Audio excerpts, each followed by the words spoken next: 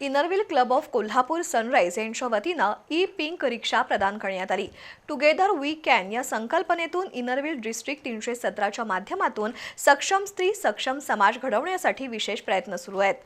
त्याचाच एक भाग म्हणून 4 पिंक ई रिक्षा वितरित केल्या जाणार आहेत। त्यापैकी पहिली ई पिंक रिक्षा पूनम हवालदार या मुलीला देण्यात आली आहे। इनरव्हील क्लब ऑफ कोल्हापूर सनराइजच्या वतीनं विविध सामाजिक उपक्रम राबवले जातात।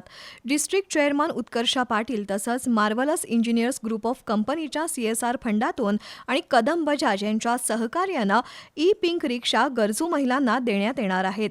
महिला सक्षमीकरण आणि महिलांचा आर्थिक स्वावलंबन उपक्रमांतर्गत पहिली ई पिंक रिक्षा पूनम हवालदार यांना देण्यात आली।